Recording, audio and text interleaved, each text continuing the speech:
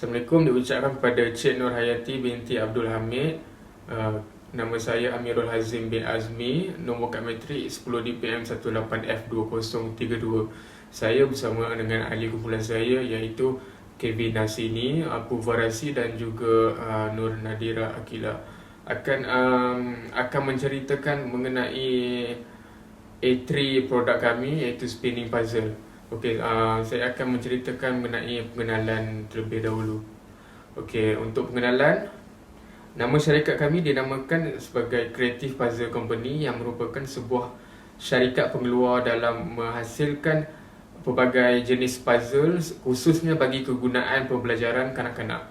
Di samping itu, kami telah menghasilkan sebuah produk inovasi yang diberi nama spinning puzzle yang merupakan satu alat permainan dengan memusingkan bulatan-bulatan gambar yang rawak sehingga menjadi gambar yang sebenar.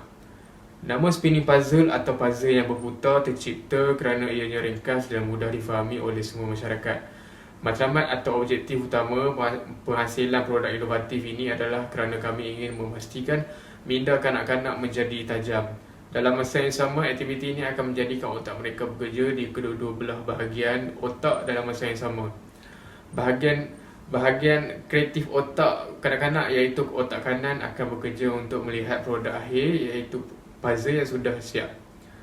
Sementara bahagian logik otak di bahagian kiri pula bekerja untuk memadankan kepingan gambar atau puzzle dengan betul dan sempurna. Gaya permainan ini akan menyebabkan kanak-kanak terbabit dapat meningkatkan daya pemikiran dan kecekapan dalam mengenal gambaran objek yang sebenar. Okay, seterusnya adalah rasional pemilihan produk. Spinning puzzle telah dipilih berdasarkan kepada permintaan tinggi di dalam pasaran kerana pelanggan mahukan sesuatu permainan yang murah dan juga unik berbanding puzzle-puzzle yang sedia ada di pasaran. Produk yang telah kami hasilkan ini telah memenuhi beberapa kriteria dalam memilih rasional produk, iaitu produk kami adalah kecil dan sangat mudah untuk dibawa kerana dibawa ke mana sahaja. Dalam masa yang sama, produk ini tidak memerlukan ruangan yang besar untuk dibawa dan produk ini juga akan memastikan keselamatan dan keselesaan pengguna atau pelanggan. Untuk sistem pengurusan operasi, di dalam penghasilan produk spinning puzzle ini, kami telah menggunakan bahan input yang menjimatkan seperti cardboard, gam, kertas gambar objek dan juga gunting yang boleh didapati di kedai runcit dengan harga yang sangat murah. Kami menggunakan cardboard lalu memotongnya menggunakan gunting sehingga menjadi bentuk bulat atau O dengan 4 pemotongan yang semakin mengecil yang boleh dimuatkan di dalam bentuk-bentuk sebelumnya. Kemudian, kertas gambar objek dipotong menggunakan gunting mengikut bentuk O yang telah dipotong lalu melekatkan di atas potongan O menggunakan gam. Akhir sekali kami memotong kepingan cardboard yang lain sehingga berbentuk seperti pinggan dan seterusnya letak di bahagian belakang spinning puzzle untuk dijadikan sebagai pemegang. Dengan terlengkapnya bahan-bahan ini, maka kami dapat melakukan transformasi dari input ataupun bahan-bahan sehingga menjadi output iaitu produk akhir iaitu spinning puzzle yang telah disiapkan dan kanak-kanak boleh bermain spinning puzzle yang dihasilkan oleh kami. Kos-kos bahan yang terlibat adalah yang pertama adalah cardboard yang berharga RM1 seunit. Yang kedua adalah gambar objek dengan harga 50 sen seunit. Seterusnya adalah gunting dengan harga RM2 seunit dan yang terakhir adalah gam RM4 seunit dan kami menjumlahkan semua kos dan jumlahnya adalah RM7.50 dan ianya amat bagi kami adalah amat menjimatkan dalam menghasilkan produk ini. Okey, ini adalah pandangan dari atas produk kami iaitu spinning puzzle. Okay, pandangan atas. Ni pula adalah pandangan dari tepi produk kami. Okey, seterusnya adalah reka bentuk produk. Syarikat kami mencipta produk yang dinamakan spinning puzzle ini dalam bentuk bulat atau sfera dan juga hanya menggunakan bahan-bahan yang ringan dan selamat adalah kerana kami menitik beratkan mengenai keselamatan kanak-kanak yang akan menggunakan produk kami ini kelak. Produk kami juga dibuat dari bahan-bahan yang mesra alam sekitar dan ianya dapat menarik minat pelanggan melalui bentuknya yang menarik dan cara permainannya yang unik dari puzzle-puzzle yang sedia ada di pasaran. Okey, selain itu, produk ini juga dapat digunakan atau dimain apabila musim COVID-19 melanda di seluruh dunia termasuk Malaysia. Kerana kanak-kanak harus duduk di rumah sentiasa dan spinning puzzle ini akan menceriakan mereka apabila di rumah sewaktu pandemik melanda.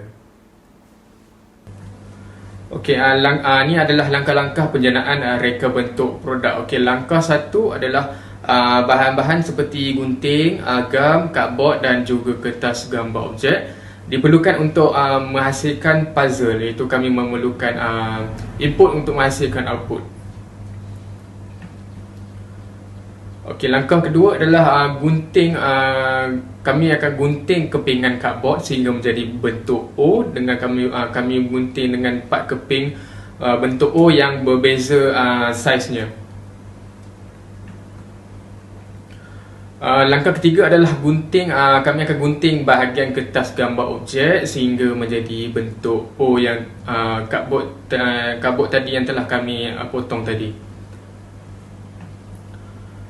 Okey, langkah keempat adalah kami akan gam atau lekatkan gambar objek yang telah dipotong pada bulatan cardboard yang telah dipotong mengikut saiz setiap bulatan. Okey, langkah kelima adalah kami akan potong bahagian cardboard yang lain sehingga menjadi bentuk pinggan sebagai pemegang puzzle. Dan langkah yang terakhir adalah langkah 6.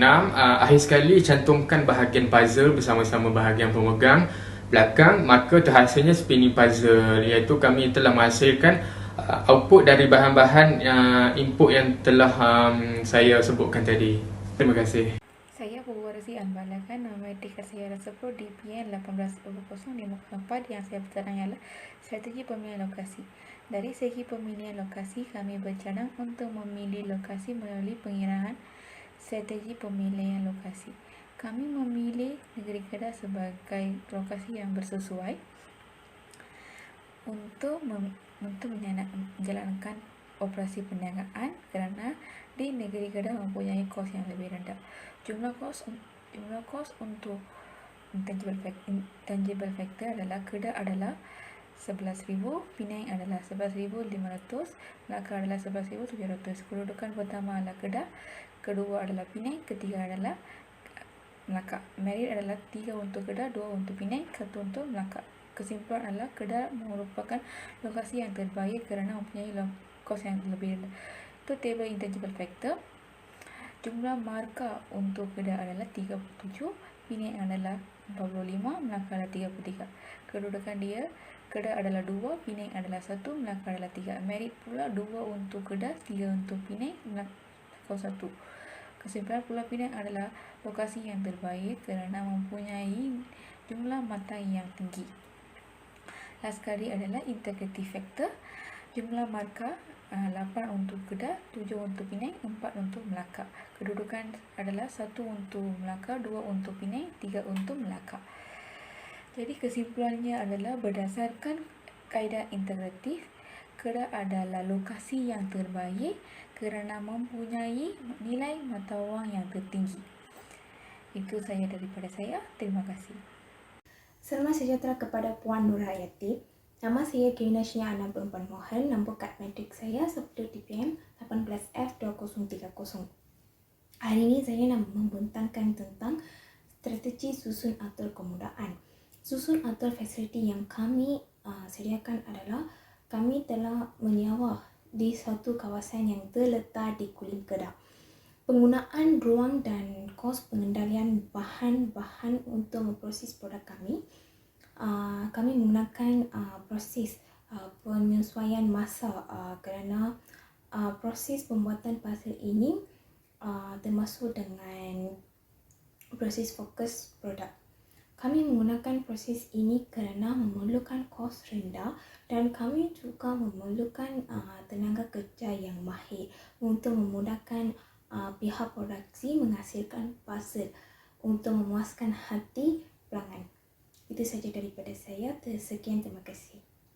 Assalamualaikum dan salam sejahtera. Nama saya Nadira Akila binti Ahmad Sobri, nombor matrik 10 DPR 18F2088. Pada hari ini saya ingin membentangkan berkaitan dengan tajuk di A3 iaitu pengukuran kerja. Berdasarkan kaedah pengukuran kerja di dalam A3 tersebut, keberkesanan dalam menghasilkan produk spinning puzzle di dalam projek ini adalah ianya dapat meningkatkan perkembangan minda kanak-kanak dengan bermain permainan spinning puzzle ini. Hal ini kerana ia dapat meningkatkan perkembangan minda kanak-kanak dengan bermain permainan spinning puzzle. Kerana kanak-kanak tersebut dapat belajar bersama dengan rakan-rakan untuk cara menyusun gambar-gambar yang terdapat di dalam puzzle tersebut dengan susunan yang betul dan lebih menyeronokkan. Kaedah pengiraan pengukuran kerja tersebut adalah untuk menentukan masa normal yang harus dilakukan oleh pekerja mengikut elemen-elemen pekerjaan tertentu. Setiap elemen pekerjaan yang terdapat di dalam kaedah pengukuran di atas, tempoh masa bagi elemen-elemen pekerjaan adalah berbeza. Seperti di elemen pekerjaan A adalah selama 36.5 minit, bagi elemen pekerjaan di B adalah selama 23 minit dan untuk elemen pekerjaan di C adalah selama 41.63 minit. Jumlah masa normal untuk pekerja menyiapkan spinning puzzle secara keseluruhan adalah selama 128.45 minit. Pengiraan untuk masa standard adalah masa normal iaitu 110.73 dalam kurungan 1 tambah faktor allowance-nya adalah 18% setelah ditukar kepada bentuk perpuluhan ia menjadi 0.16.